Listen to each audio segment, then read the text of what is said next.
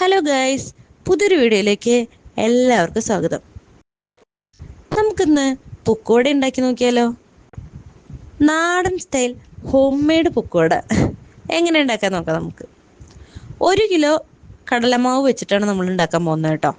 അപ്പോൾ ഏകദേശം ഒരു 1 കിലോ കടലമാവിൽ നമ്മൾ 3 ഗ്ലാസ് അരിപ്പൊടി, നൈസായി വറുത്ത് പൊടിച്ച അരിപ്പൊടി. ഓക്കെ, ഇത് നന്നായി കൈ വെച്ച് മിക്സ് ചെയ്യണം. നമ്മൾ ഇതെങ്ങനെ കൈ വെച്ച് നന്നായി മിക്സ് ചെയ്യുക. മിക്സ് ചെയ്തതിന് ശേഷം ഒരു 3 ടീസ്പൂൺ മുളക് പൊടി ഇടണം.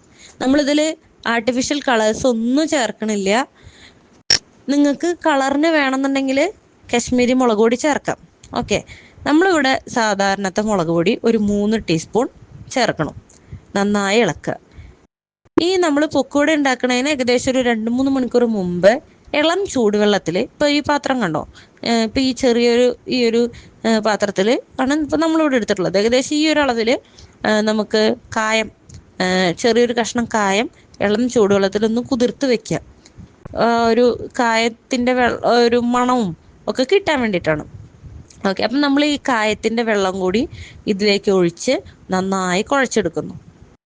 ഇനി ഈ മാവ് ഒന്നും കൂടി, ഇതിപ്പം ഭയങ്കര ടൈറ്റാണ്, എല്ലാവിടെയും വെള്ളമൊന്നും എത്തിയിട്ടില്ല.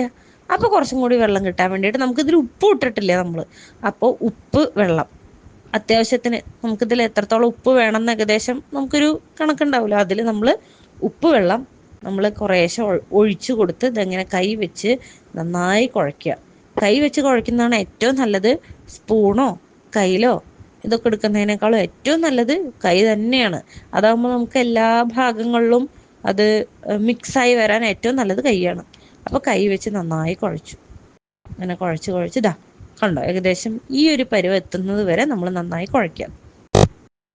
ഇനിയുള്ള പണി സേവനാഴിയിൽ ഇത് തിരിച്ചെടുക്കുക എന്നുള്ളതാണ് പണി. അപ്പോൾ സേവനാഴിയുടെ ചില്ല് എന്ന് പറയുന്നത്, ഇത് നിങ്ങളിവിടെ കണ്ടാവുമല്ലോ, ഇതാണ് പൊക്കോടയൊക്കെ ഉണ്ടാക്കുമ്പോൾ ഉപയോഗിക്കുന്ന ചില്ല്. ഇതാണ് ഈ ചില്ല്. നമ്മൾ ഇട്ടു, സേവനാഴിയിൽ മാവ് ഒഴിച്ചു, മാവ് നിറച്ചു. ഒരുപാട് ടൈറ്റ് ആക്കരുത്, നമുക്ക് തിരിച്ചു കഴിഞ്ഞാൽ കിട്ടണം. അപ്പോൾ ആ രീതിയിൽ നമ്മൾ മാവ് സെറ്റാക്കി ഇത് അടച്ചു. അതിന് മുമ്പ് ഒരു 5 മിനിറ്റ് മുമ്പ് നമ്മളിത് വറുത്ത് കോരാൻ ആവശ്യമായിട്ടുള്ള എണ്ണ നമ്മൾ അടികട്ടിയുള്ള പാത്രത്തിൽ നമ്മൾ എണ്ണ ഒഴിച്ച്, എണ്ണ നന്നായി തിളച്ചു എന്ന് ഉറപ്പ് വരുത്തി കഴിഞ്ഞാൽ കുറേശ്ശെ ഇങ്ങനെ തിരിച്ച് കൊടുക്കുക. കണ്ടോ, ഏകദേശം തിരിച്ചു. ഈ ഒരു പരിവായി. ഇനി ഒന്ന് മറിച്ചിട്ട് കൊടുക്കുക. മറിച്ചിടുമ്പോൾ പ്രത്യേകം സൂക്ഷിക്കണം, പൊട്ടിപ്പോവരുത്. നമ്മളിവിടെ കത്തി ഉപയോഗിച്ചിട്ടാണ്, കത്തിയാണ് കുറച്ചും കൂടി നമുക്കിവിടെ കംഫർട്ടബിൾ. അപ്പോൾ കത്തി ഉപയോഗിച്ചിട്ട് നമ്മളിന്ന് മറിച്ചിട്ടു. നന്നായി വറുത്ത് കോരി നമ്മളൊരു പേപ്പറിലാക്കി വെച്ചിട്ടുണ്ട്. ഇനി എയർ ടൈറ്റ് ആയിട്ടുള്ള ഒരു പാത്രത്തിലാക്കി വയ്ക്കുകയാണ് ഏറ്റവും നല്ലത്. അപ്പം അങ്ങനെയാണെന്നുണ്ടെങ്കിൽ തണുത്ത് പോവില്ല. നമ്മളിവിടെ ഒരു ബക്കറ്റിലാക്കി വെക്കുകയാണ്. ഒരു ന്യൂസ് പേപ്പറൊക്കെ ബക്കറ്റിൻ്റെ ഉള്ളിൽ സെറ്റാക്കി അതിൻ്റെ ഉള്ളിൽ ഇതാ വെച്ചു. അങ്ങനെ അടിപൊളി. കഴിച്ചു നോക്കിയപ്പോൾ നല്ല അടിപൊളി ടേസ്റ്റ് ഉണ്ട് കേട്ടോ. കടയിൽ നിന്ന് വാങ്ങിക്കുന്നതിനേക്കാളും നമ്മൾ വീട്ടിലാവുമ്പോൾ നല്ല ശുദ്ധമായ വെളിച്ചെണ്ണയിലാണ്, ആട്ടിയ വെളിച്ചെണ്ണയിലാണ്. വേറെ യാതൊരു കെമിക്കൽസോ ഒന്നും തന്നെ നമ്മളതിൽ ചേർക്കണില്ല.